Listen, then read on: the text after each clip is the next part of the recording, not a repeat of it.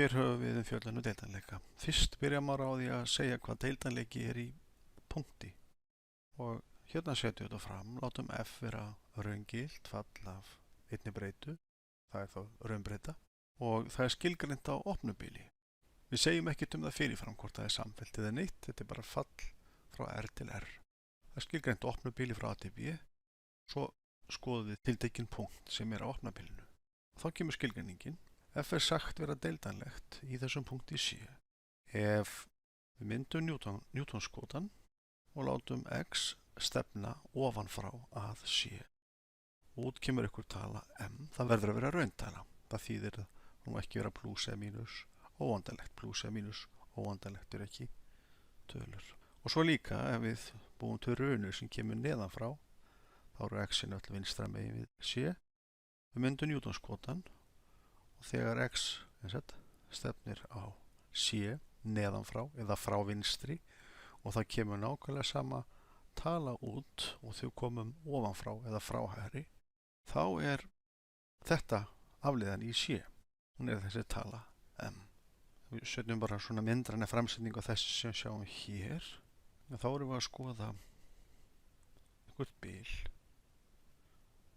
A og B á bilinu og svo erum við með eitthvað svona fall og eitthvað punkt. Kannski er hann hér. Þannig er litla C. Hérna skulum við hafa stóra C og það er C, f af C. Og svo þegar við erum að skoða þetta, þá erum við að skoða run af tölum sem að stefna að ofan frá hægri að C. Skulum bara setja fulltrúa fyrir þessa runu hérna og þá höfum við til dæmis punktinn hér, köllum við bara stóra x og þetta þýðir við höfum að meta hallatölu línu sem að liggur í gegnum punktana C og x. Skulum við gera það. Hún liggur einhvern veginn svona og svo getum við framlengt hana vild.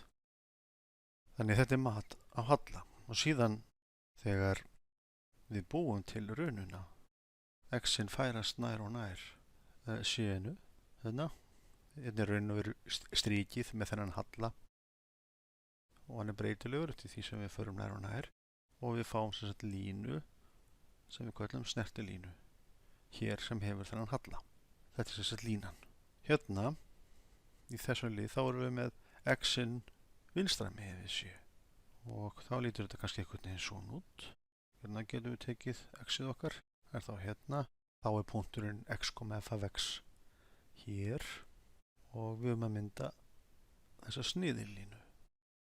Og alveg nákvæmlega eins og áðan þá höfum við að láta rununa stefna að C, það er þetta hérna táknmál, frá vinstri, neðan frá og mæla svo hvað kemur út.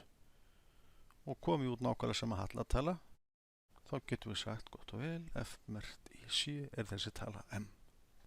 Og þetta er skilgreining af því bara hvað f merkt í C er. Þá er fallið deildanlegt. Og eins og við höfum séð áður að ef að fallið myndi lítið einhvern veginn svona út, það brotnar í punkti C. Það er eitthvað C og hérna er ás. Að hér er þið hallatala snertilínu sem að þokast að C vinstra megin frá, ekki í sama tala og hallatala snertilínu sem kemur hægra megin frá. Það var allavega meiningin með teikningunni. Kannski er það skýrara ef ég hefði teiknað þetta bara svona sæmilega brotið. Svona. Þetta fall er ekki deildanlegt í punkti C. Síðan viljum við náttúrulega meira heldur en bara deildanleika í punkti. Við viljum geta tala um deildanleika á opnu bili og þá er það ekki erfitt. Skilgreining, deildanleiki opnu bili. Þetta við fall, við höfum raungilt fall af einni raunbreytu eða raungilt fall af einni breytistærð. Það er deildanlegt á opnu bili frá A til B. Nú ef þessi skilgreining gengur upp fyrir sérhvert punkt, hvað sem hann nú heitir, C á bilinu. Þetta er þess að skilgreining á deildanleika. Og það byggir allt á því að mynda Newtonskota og taka svo markgildi frá vinstri og hægri, alveg eins og við notuðum bara almennar markgildisæfingar.